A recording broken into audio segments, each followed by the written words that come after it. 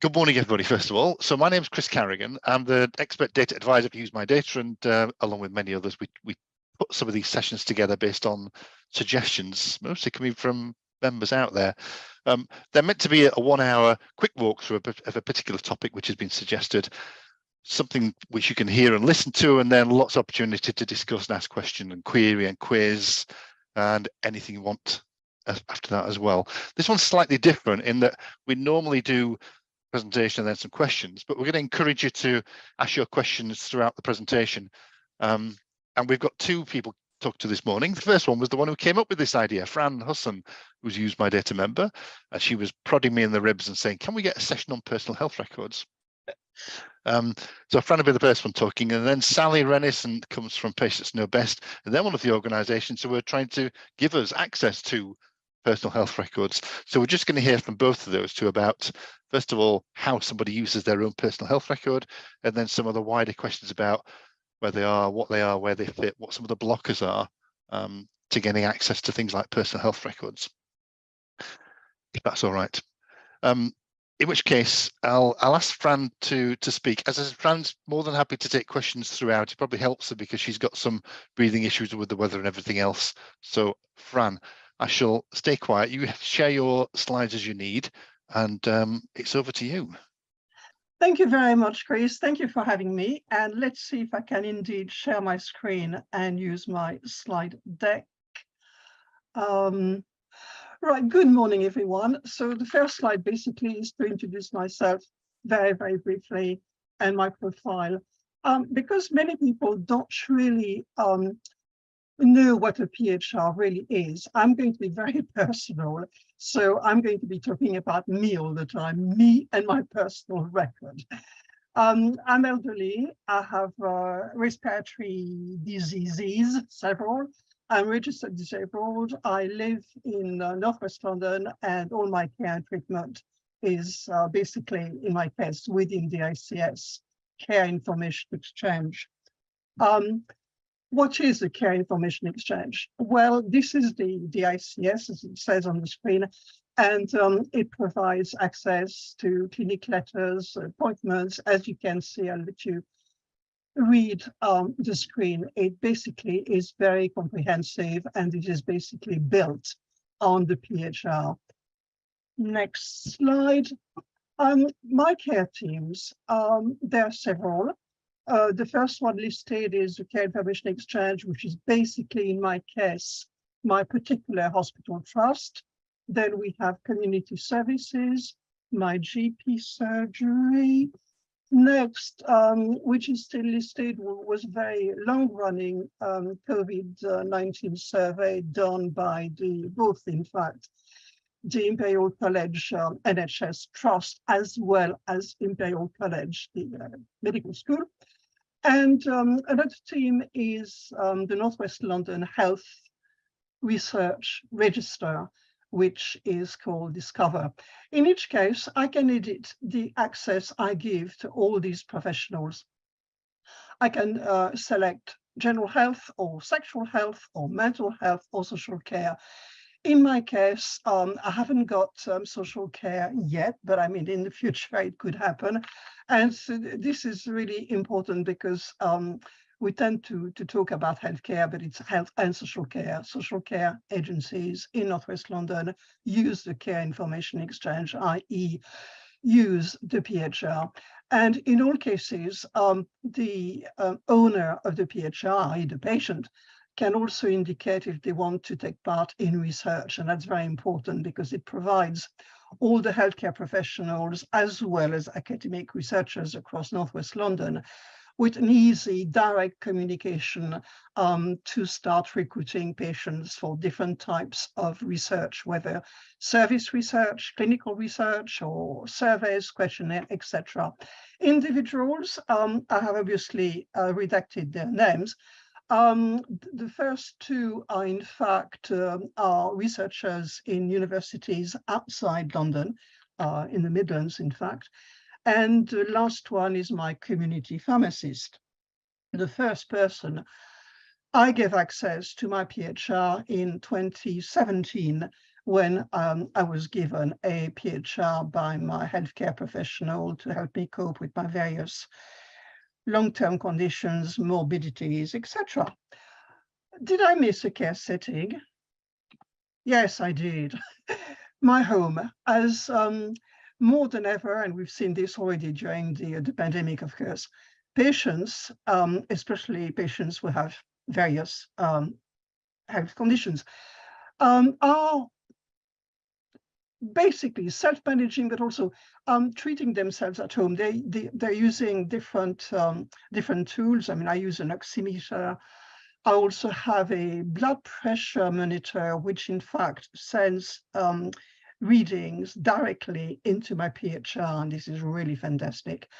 And basically, and also there more and more patients are asked to do self-testing at home. So there's a lot going on already. In my case, I'm also part of the patient-initiated follow-up, which means that before the pandemic, I used to go to my hospital every 6 months for a consultation with my respiratory physician. And we decided during the pandemic and after the pandemic that basically there was no need, unless there was an urgent need for, let's say, an X-ray or CT scan or something like that, that we could really do it by using the PHR, the messaging function, and all the reporting that the patient can do. Eventually, and this could be sooner than later, it could happen next week, given the problems I'm going through right now. We also have hospital at home, as you all know, virtual ward, virtual round, remote patient monitoring. Plans, the same way as care settings are more than just NHS type care settings, and patients in any case are also treated outside the boundaries of their ICS, and patients travel, and so patients can be treated in many different places. But what's really important in terms of all this care and treatment is for patients to be able to upload, to generate upload, and therefore share the treatments and medicines and whatever they are receiving in other care settings. So that in my case, for instance, my local hospital and my GP can see information that they wouldn't get anywhere else. Ophthalmology, I'm not opening this care plan. That's basically a PDF given to me by my optometrist in terms of what I should do, treatment for dry eye symptom, and so forth. Hand and legs, this is very recent, as you can see. These are care plans, basically. I have started very recently because of current problems. There is a template. When I start a care plan, there is already a template bringing automatically my medication list, my list of allergies, and so forth into this care plan. What I can do in each case is use the attachment, and that's really very useful. Recently, I've had some new hard and soft splints for my hand subluxation issues. I can take photographs. The attachments can be PDFs, documents, or photographs. That is, in fact, Husson splints. These are splints I've been using for 10 years. Lots and lots of information I can upload, which is of vital importance for the healthcare professionals, obviously, including, as you can see, a very recent hand questionnaire. This was sent to me before the appointment with my hand physiotherapist at the hospital. So she had the information before the consultation, and during the consultation, all she has to do, using the hospital electronic patient record, which in the case of Imperial, or in the case of Northwest London, is Cerner, she has the patient record hospital record on her screen, she clicks on a red button and she opens my care plan. She opens basically my PHR and she can see whatever she wants to see. These are the attachments in relation to what I call leg. In fact, it's pain in ankle, leg, and spine as well. It's quite complicated, and I have an appointment later in December with neurosurgery at my hospital. Once again, I can upload documents according to the referral where it came from, and a lot of information. And this is one thing which is really important for the PHR, and I'm probably going to mention this quite a lot, is single place. For a patient, especially if you have different conditions and you're seen by different care settings, you won't be able to keep track of all these bits and pieces, whatever they are. And the PHR is this wonderful single place. It's really, I keep saying it's mine, which I know is pretty stupid, but this is really where I keep all the important documents, bearing in mind that a lot of these documents and a lot of the material I'm actually uploading or generating is of very important use to healthcare professionals as well, and they do react to it. And because they react so well, it means you get even more motivated as a patient to keep everything up to date and do your best to track everything into this wonderful single place. I have various lung conditions. I had aspergillosis, which started it all. That's a fungal infection. And aspergillosis created a lot of damage into my lungs. I have bronchiectasis, I have dormant NTM, which is a non-tuberculous mycobacteria, and I've had surgery as well, etc., etc. What my respiratory consultant and I started before, in fact, the hospital had Cerner. I think the hospital bought an EPR in 2016, and I got my PHR in 2017. Much before that, we were doing it on paper. Every year, I was reporting basically on my bronchiectasis flare-ups, whether I had flare-ups or exacerbations, the symptoms, self-management, pharma, questions, etc., etc. This is very, very useful as well to track whether the patient, whether I'm using my rescue pack, as it's called, of antibiotics and steroids for my flare-ups.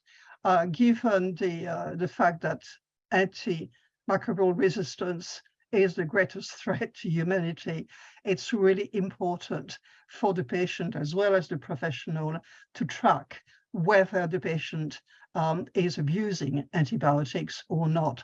So this is basically, I will be updating what you see on the screen at the end of December. So we shall have, I mean, the professionals and I, we shall have 6 to 8 years of a review, what happens in terms of my various lung conditions, hemoptysis, etc., etc.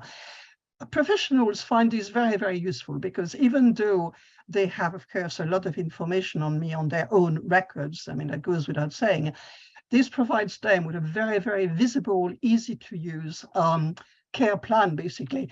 Another thing I want to say about care plans is that in my case, for instance, my consultant would not be using a formal care plan because everything started with aspergillosis, which is a fungal infection, and then there was bronchiectasis and pneumothorax and surgery.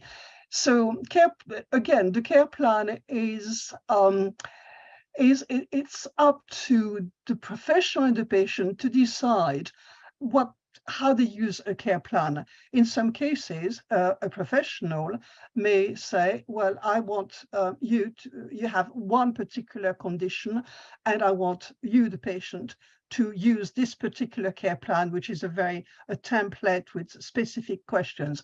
One thing too, which I haven't said yet about personal health records, is that they're extremely versatile and flexible for both the professional and the patient. I'm using my PHR in the way really I want to use it. There are functionalities in the PHR, which the journal, for instance, I'm not using it. I don't know why. I may have some good reasons, but I have a choice, basically. It's something I can customize, and this applies to the professional as well. And professional and patient can also decide on their relationship, basically, their partnership via the PHR. Next slide. I know that some of you will be wondering whether I have reservations about sharing my medical information with so many people. Well, personally, I don't, because I trust both the hospital and the whole PHR organization. And I can see basically who's been looking at my PHR recently. Well, there was someone, again, I've blanked the names, recently on the 23rd of November, someone accessed demographics. They did it via the PKB website.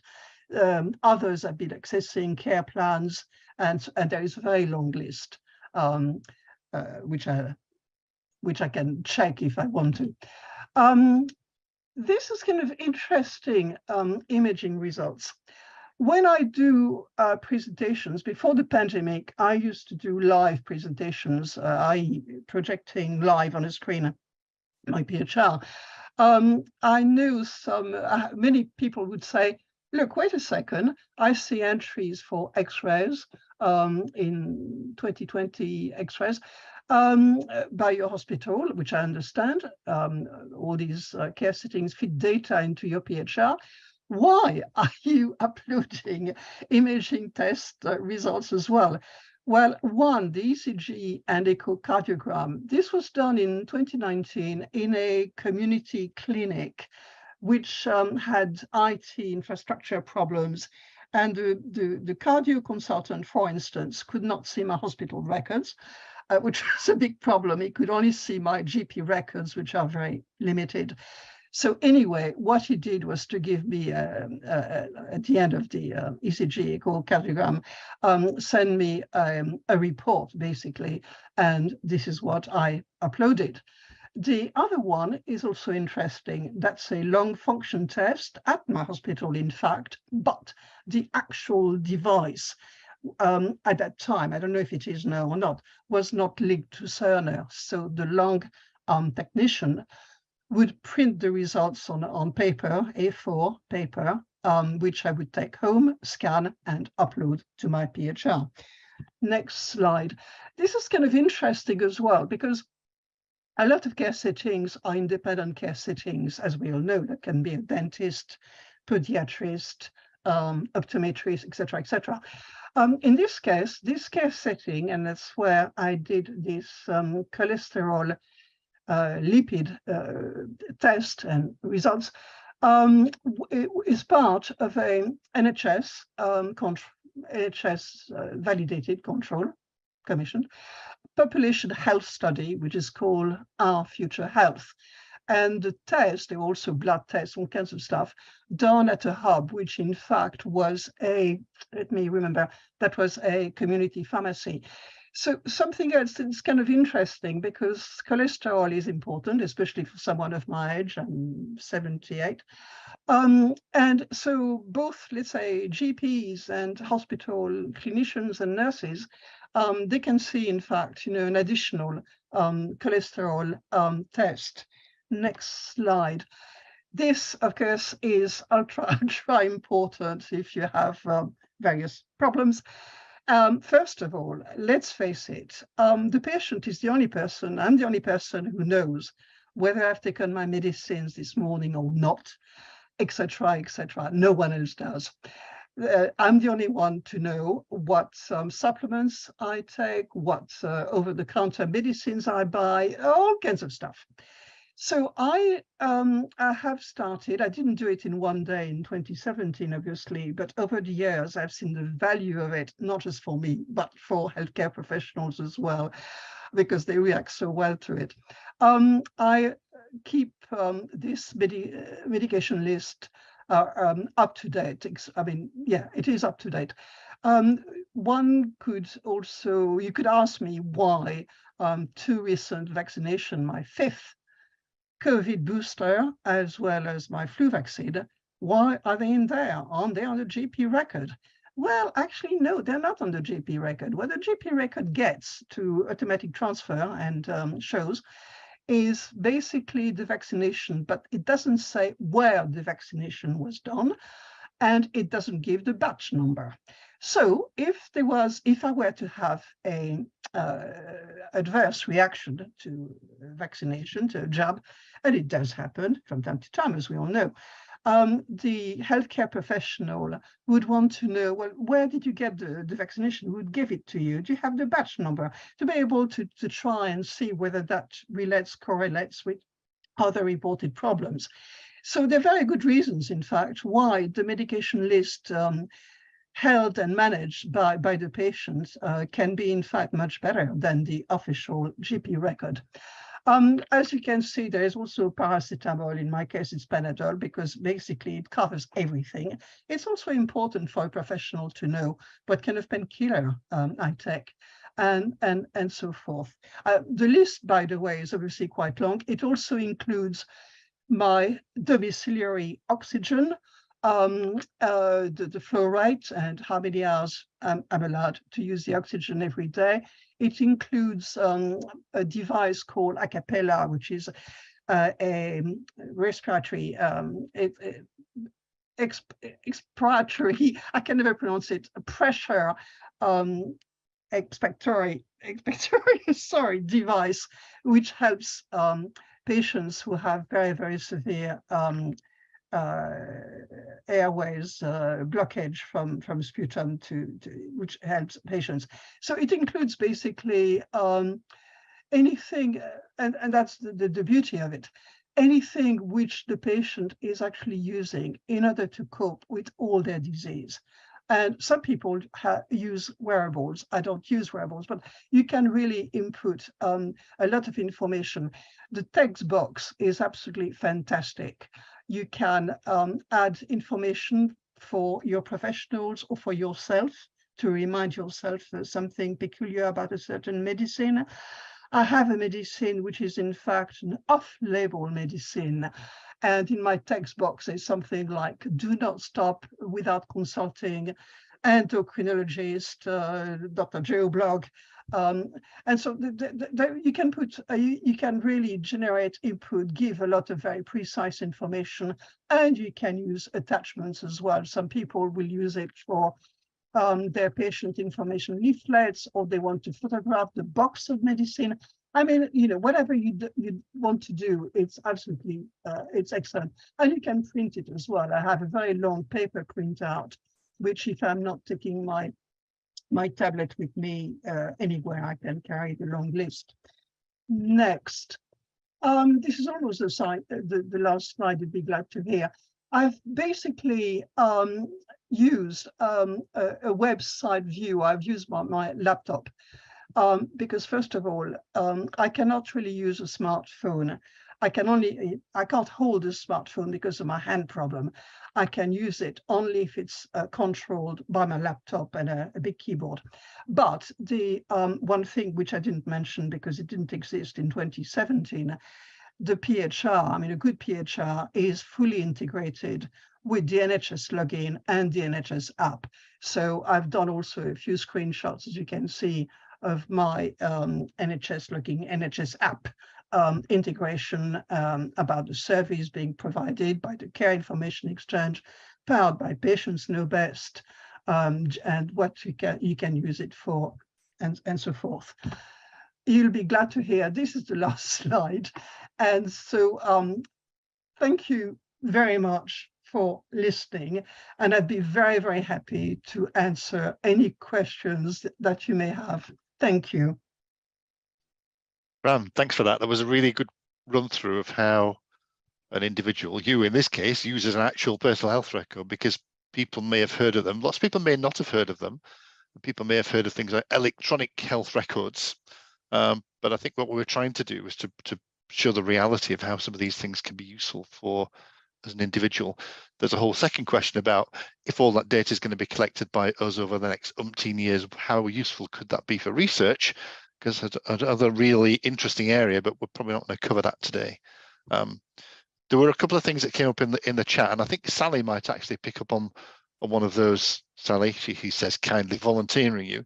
I wonder whether you might do your slot, Sally, and pick up on a couple of things that were raised in the chat, and then again, if people have got questions, please raise them or shout or wave your hand. And oh, I can see somebody who's waving a hand who's on the phone. That's a tricky one. Do you want to? Yeah, there you go. Hello, yes, it's Diana. Hi, Diana Robinson. Do you want me to put my question now, or is there more for you to say about the comprehensiveness of all this and how useful it might be? Well, why don't you do your question now, because you're on the phone, it's going to be tricky otherwise. So you do a question now. Okay. We'll pick it up. Yeah. I didn't want to jump in immediately and appear to sort of undermine what was being said, but a week or so ago, I listened to a webinar organised by Health Services Journal about is NHS data secure, and I was rather perplexed, shall we say, to hear that only 50% of ICSs had any security plan in place. So maybe I'm not as trusting as the speaker. The weaknesses perhaps seem to lie with suppliers and personnel training and awareness of security. I mean, there is more that might be said there that you could look at, but it comes down to the fact if ICSs don't do an audit, they don't know the risks. And if they don't know the risks, they're not going to put a plan in place. And so I'm perhaps not as trusting as the speaker, as I said before, about the security of all this. Let me pick up on that straight away, Dan, and then we'll actually go into Sally's presentation as well, and maybe embed some of those things up. So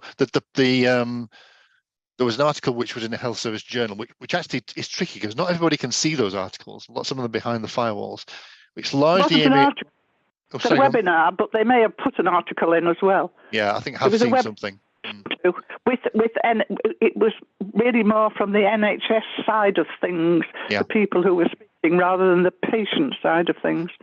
And I think if you look at the generality, what it was pointing out is that if you're going to use NHS information, then the ones who usually use it in the past, GP practices, NHS trusts, would have security in place. As we're beginning to get more big organisations and shared care organisations set up, the same requirement exists for them to be equally clear about security and physical security and checks and audits.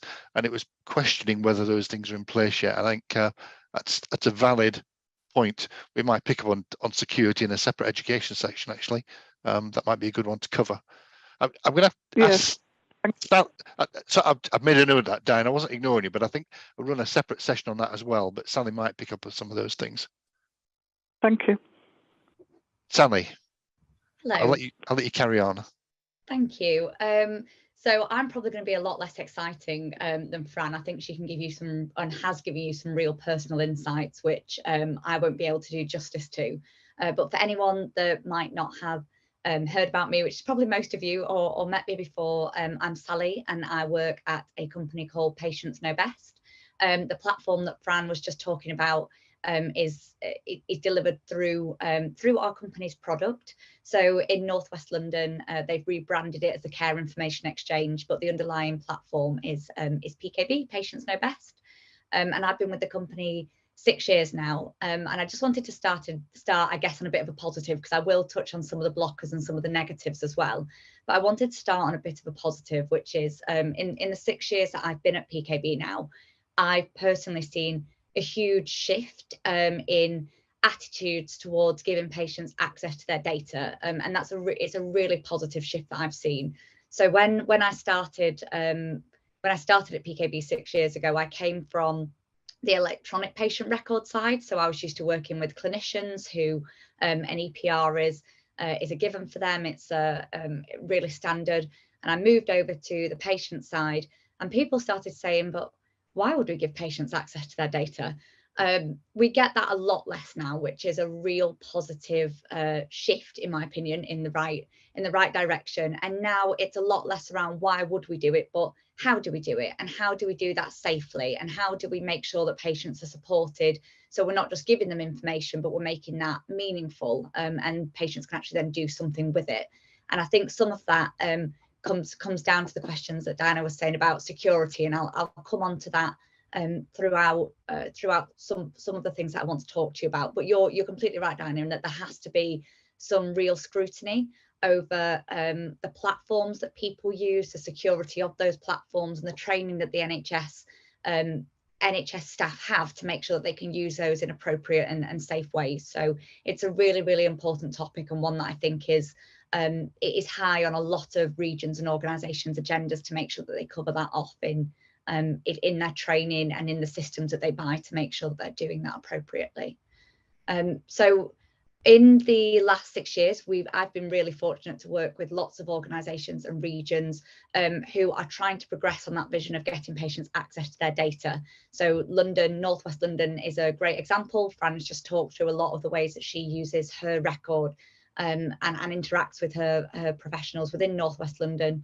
Other regions that are really far ahead with this are Sussex, Nottinghamshire, Humber Coast and Vale. So if anyone on the call are citizens of those regions, I'd be more than happy to take questions either today or happy to meet you outside of the call just to talk about what's coming in your regions, what's been delivered, and how you can maybe make the most of that and get access to that. But what I wanted to do is to talk about what a personal health record is generally. So Fran has done a fantastic job about talking about what a personal health record means to her. But I think we almost need to wind it back a bit and say, but what is a personal health record as a concept? And it sounds like a really obvious thing to start talking about. So the clue is in the name. It's a health record that an individual should have. But the NHS loves using lots of different terminology. So people might have heard of things such as patient portals, or another thing that's been talked about recently is a patient engagement platform. A lot of you might use the NHS app. I'm sure many people on here do use the NHS app. There's lots and lots of different digital systems that patients are being asked to use. And often these actually aren't a personal health record. They might be an individual portal that's used by one organisation, and that might be to give you access to a particular subset of information or to ask you to contribute data, i.e. ahead of an appointment, you might be asked to complete a questionnaire, or you might be given access to your appointments and told that you can manage them in different ways. And they're fantastic. They're real enhancements in digital tools that patients have been given. But it's not really a personal health record. A personal health record is the way that you can get access to a really broad scope of your health information. And it shouldn't just be tied to one organisation, or really it shouldn't just be tied to a particular region. It should be a record that you can own, that follows you wherever you go, and anyone that you choose can contribute to that record, can add information in, including yourself.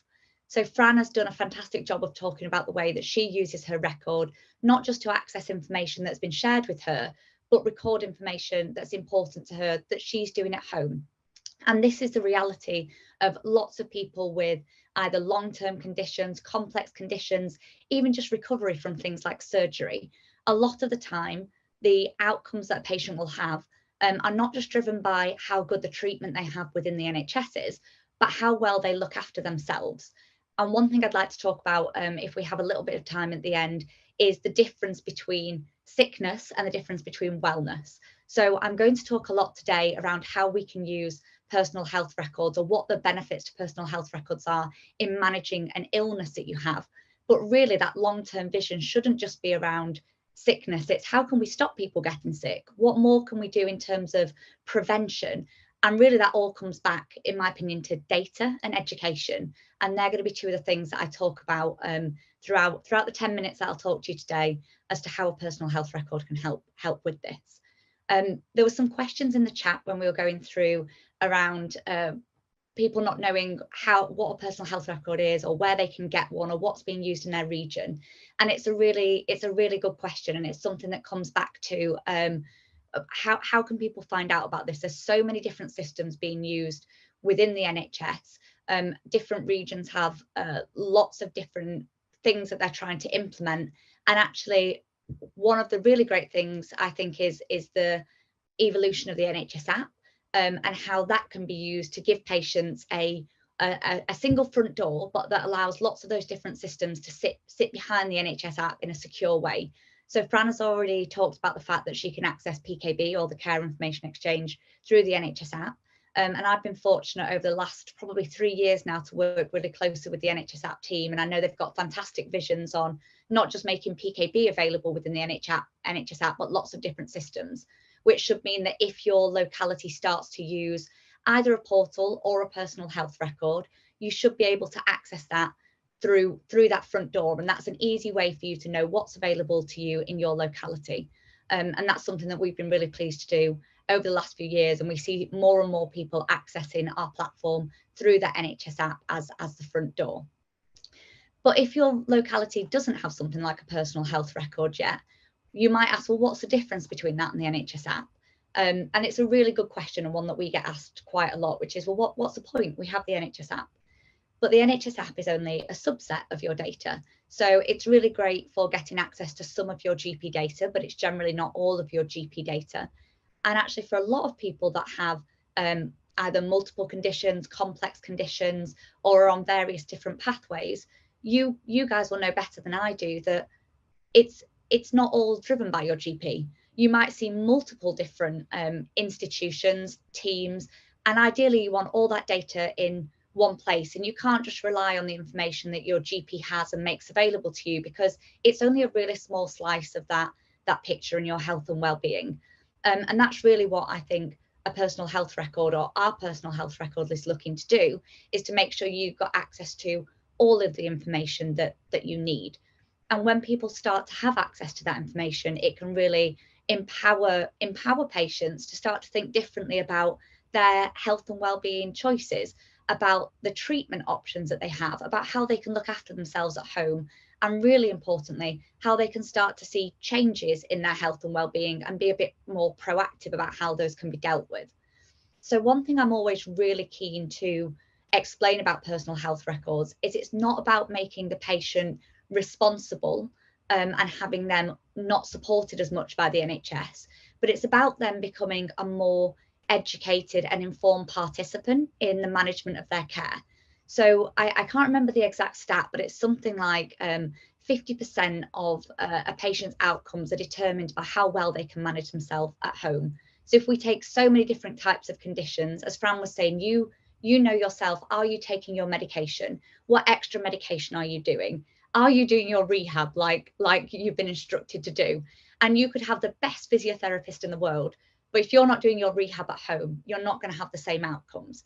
And that's one thing that we're really trying to focus on with personal health records, which is making it as easy as possible for patients to access the data, access the information that they need, but then not just being engaged, i.e. looking at that data, but being activated and wanting to do something different with that.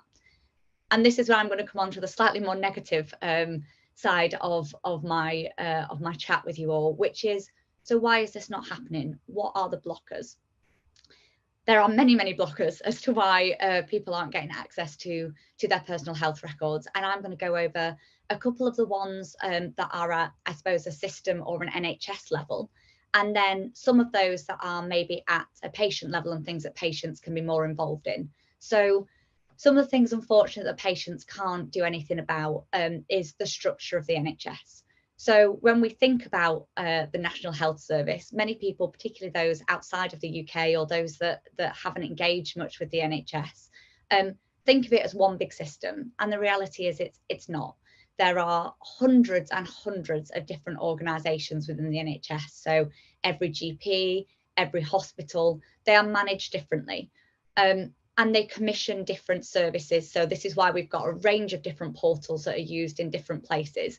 And that can make it really difficult for a patient to know what's available to them, what they should be using, or even worse, you could be cared for by multiple different organisations that all use different systems. And that can make it really hard for a patient to know what they should be engaging with and at what points in their care pathways. And more than that, it means that the NHS is having to buy lots of different systems at lots of different points. And there isn't always the money to do that, which means that some regions, a patient might get access to really good digital systems, and in other regions, they don't have the money to support with that for various different reasons. And that's a real blocker, and something that I think NHS England is really committed to try and fix. Now, at the moment, a lot of what they're doing is making sure that the clinicians have got the tools that they need. And there's some really interesting conversations around making sure that every hospital, for example, has got an electronic patient record, because that can make the biggest difference to how the clinicians are able to work. But the next stage in that is really, okay, we've got the clinicians with all of their digital systems, and now we need to make sure that the patients have got their digital systems as well. But unfortunately, it's a little bit behind the priority for the EPRs at the moment. And I think a lot of people understand why that needs to happen. But then when personal health records start to be implemented, it's not just about giving access to the data to patients. There needs to be an educational piece that goes alongside that. So it's fantastic if you get access to your test results and your letters and your information, but then how do you know what to do with that? And this is the difference between patient engagement and patient activation. So as I say, it's fantastic that we're starting to get more data in the hands of the patients, but NHS organisations, clinicians also need to have the time to be able to educate patients on what that means and what patients then can do with that data to look after themselves better at home, or to use NHS resources more efficiently by only getting in touch when something starts to deteriorate, when their condition starts to deteriorate, or they need that support. But if we don't educate people on understanding their data, there's a limited amount of what you can do with that. And I suppose that's really where I'm going to move on to. So what can we all do? How can we as patients, as citizens, how can we help the NHS? And I think this is where we can start to look at patients being the driving force for that change. So the first thing is, do patients want access to their data? And some patients might not want that. Some patients might want to be fully supported by their NHS organisations. But again, the reality is so much of our healthcare provision is done at home, particularly with those people with long-term and complex conditions.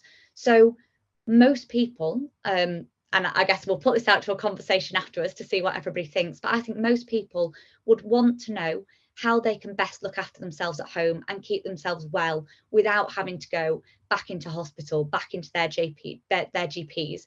Gives people a better quality of life if they're getting their outcomes, but without having to spend so much of their time in healthcare institutions in order to keep themselves stable and keep themselves well. And this is one of the I guess routes that we've taken at PKB, is that we are trying to make sure that everybody can access our personal health record, as in the platform itself. And we've used things like Fran mentioned, like NHS login, which means that anybody in England can go to the Patients Know Best website and you can register for a record.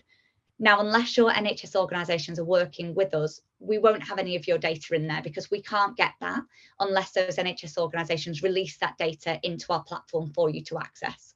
But what it does mean is you can start to track your own data. And when you go to see your healthcare providers, whoever they may be, might be hospitals, community services, GPs, you can take your personal health record with you because it's yours, and you can start to ask, can people make this data available? What should my care plans look like? What are the things that I should be doing at home? And then using digital tools to help support you in managing that. It doesn't need to be driven from the NHS, it can be driven from patients.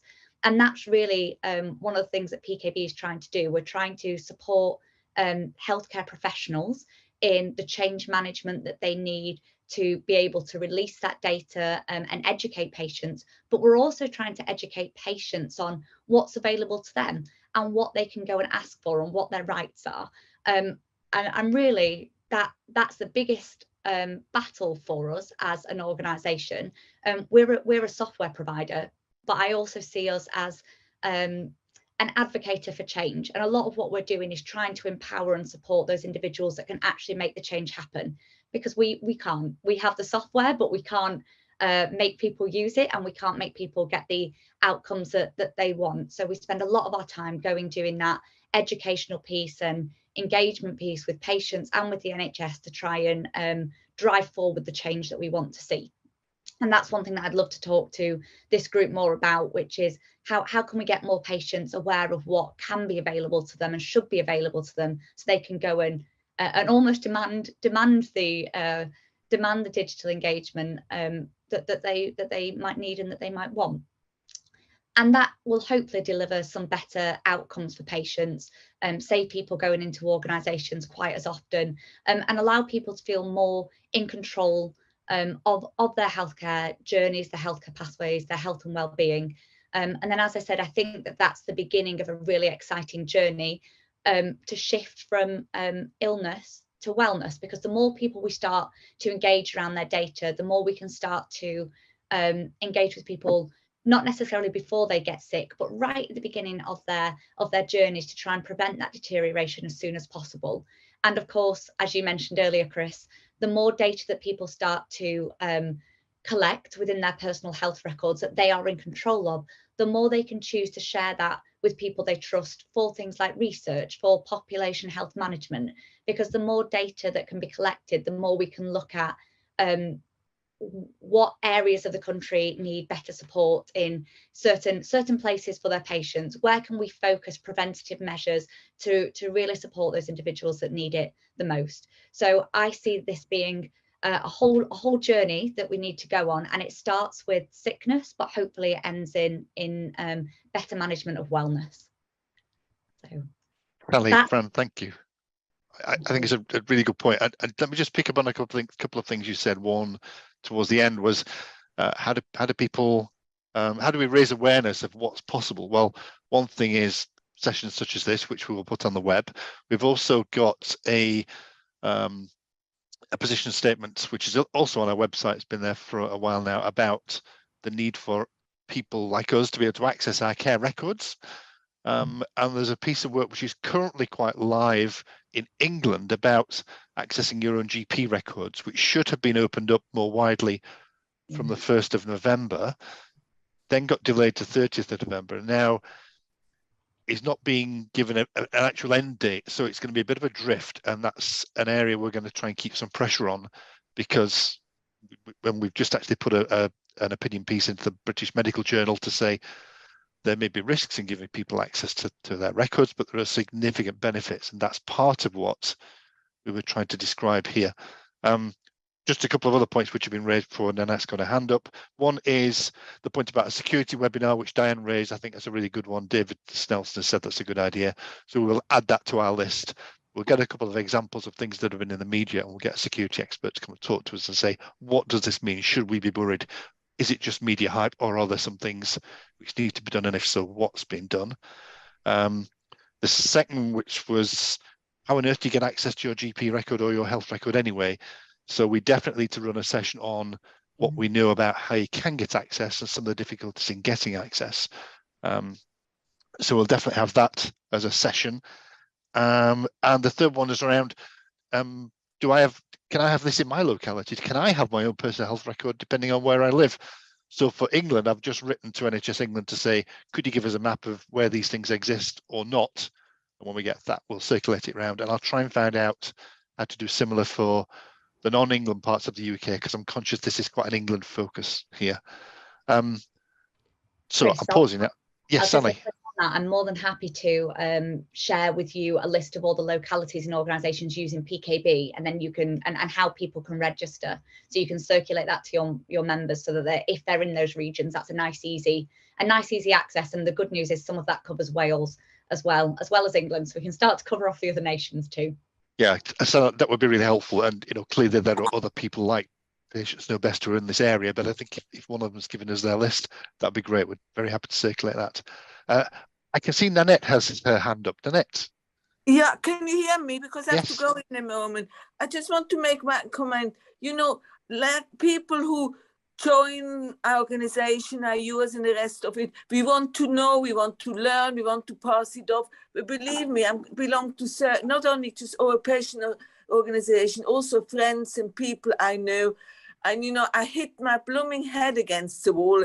It's bleeding all over the time. So I don't want to know. It's so much easier to say, oh, the NHS doesn't function. Oh, I don't get an appointment. Oh, it doesn't work. I don't know what's going on. And how much I explain about health record. Oh, if you can't get your head through it, this and get at least from the hospital a printout, your result and things. Yes, the GP has it, but it's easier. You get it as well. Ask the GP. Oh, I can't be bothered. Now you telling me, Chris, how to get people around to take some sort of responsibility over their own health. It's not somebody's 22 and has gone to the doctor because he broke his fingernail or he has a throat infection. It's a generation over 50 who just cannot be bothered. Okay, you telling me, you don't have to tell me now, think about it and send me an email. It's extremely frustrating. I'm getting tired to hear people, oh, I can't be bothered and I don't know how to do it and so on. Yeah, I tell you how to do it and I'm not going to do it. And there must be about 70% of the population who speak like this. Yeah, I'm not sure I have a clever answer to your question unless you make me emperor of the UK, in which case I'll demand everybody does it. But one thing we can do is try and explain to people who are interested how you can do it and where there are difficulties, to try and expose what those difficulties are, to get people to try and unblock those things. Some of us will never bother about looking at our health records because that's just the way people are. But I think we can do what we can do here to explain what is possible and try and make it easier where we think we can make it easier for people. But I agree, it's a good point, Nanette. Just, you know, oh, NHS is terrible. I have brilliant care. My husband has brilliant care. And I got my different cancers and lung things. I can't complain. But look, being all this organisation, as I said, oh, I can't be bothered and what for and so on. But it's your health. Yeah, it's a fair point. Thank you, Nanette. I'm going to go to Paul next because, Paul, you've got your hand up. Yes, hi, Chris. Hi, everyone. That was massively interesting and informative in a very short period of time. I've been taking masses of notes, which I'll need to think about and actually watch all this again, I think, on half speed. But I think the point that Nanette was making is quite clearly valid. But I mean, there's a question for me about how you set about the educational piece right from the start, which is because obviously, you know, there are questions around who would be motivated to do that education, you know, given that the GPs and everyone else are under massive pressures at the moment and the situation just seems to be getting worse. So who would be motivated to do that, and who would have the time and actually the not inconsiderable skill required to make that education accessible at a wide range of educational levels? Because, you know, as you know, Chris, on the PPG, so we see efforts being made to provide leaflets for patients, which are written by clinicians that if they went anywhere near a patient, they would simply bin because they are incomprehensible, because they're not being written at the level that you need. So there's a massive question there about how do you start that educational program. And until you do that, there are going to be 50, 60, 70% of the people who will not be interested in this at all, because they aren't that engaged in trying to help with their own care. And I can understand entirely why. So I just leave that there. It's not a very helpful question, but I guess groups like Use My Data and other people can make that offer to begin to shape some sort of educational materials and program. So I agree entirely, Paul. In fact, one of the things we're doing next week and the week after is for NHS England, who sent us some draft text to comment on about how they describe this thing called federated data platforms, which in itself is confusing. And the text that we saw was written by technologists, basically. So we sent some comments back, but largely said this isn't really fit for purpose for a general audience like us. So we're running 2 sessions, one with them next week and one with them the week after, where they're going to work with us to try and create some text, which is shorter, but makes more sense to people. So we are beginning to do these sort of things. And I agree, groups such as Use My Data, lots of other research patient groups and others are doing a lot already, but I think we can only try and continue to do more, really. Well, I'm not sure that's a clever answer, but it's an answer. Diana, have you got your hand up again? Yes, it was just a thought. ICBs are supposed to have some sort of patient engagement, patient involvement officer. I don't know if they all do, but maybe the responsibility for education lies there. Yeah, it's a good point. So integrated care boards, integrated care systems, ICBs, ICSs, and other things, lots of three-letter acronyms have been set up. And Diana's right that there is statements in all these documents and all these organisations that we will put the patient at the heart of everything with our patient engagement. The reality, perhaps, in some areas, isn't what it might be, but I do think there's a need there to sort of understand which patient groups are out there, what patient engagement is going on to try and build some of these materials. I'm not sure we have a handle on that yet. Does HealthWatch have a place here? Because they often produce, hard copy letters, newsletters. Yeah, HealthWatch have been doing hard copy letters and other information materials for a long time. I see lots of people nodding on the call. Whether they have the expertise to think about the specific data elements is a bit more difficult because it's pretty niche health data. When you're looking at health and your treatments and your care and what to expect, HealthWatch have done a huge amount of that, but there may be a link we could set up with them, I suppose. We need perhaps have a conversation with them. Okay. There's a couple of really good regions that we've worked with that have gone out and, in my opinion, set a bit of a gold standard in terms of patient engagement that they've done. So Nottinghamshire is a really, really good example of that. So before they do anything digital wise, they spent 2 years engaging with their patient groups via so many different channels. I'm more than happy to introduce you to the team at Notts if you wanted to talk to some people that I think have done it well and would probably be really happy to share their learnings and their experience. But I can't speak more highly for the patient engagement team in Notts. They are really, really good.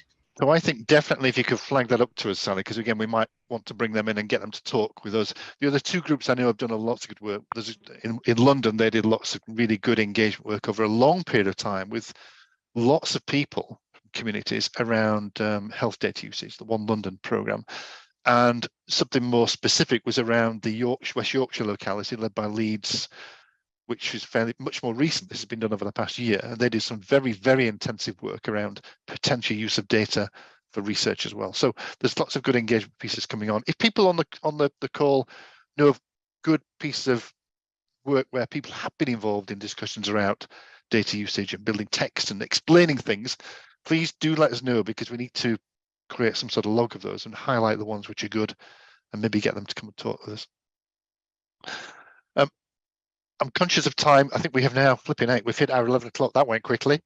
If there are other questions, please, people can type them in the chat. I'll leave the chat box open for another 15 minutes or so, or you can email me or Emily or anybody that use my data, and we'll try and bring those questions in. Similarly, if you've got suggestions about future events, then do those as well. We'll get the link to this sorted in some way or other, make it available to people, even if we send you individually the direct link so you can watch it back, if that's helpful. And we'll try and edit the video down to make it useful. We try and not put people's faces on the videos, but we'll try and get something out of this and let you know that as well. And the last thing, I suppose, is really massive thank you to Fran for pestering me and Em for at least 3 months to get this sorted out. We have finally done it. I think it's been really interesting. And thank you to Sally for coming and giving that balanced perspective of the patient plus the organisation trying to supply these things.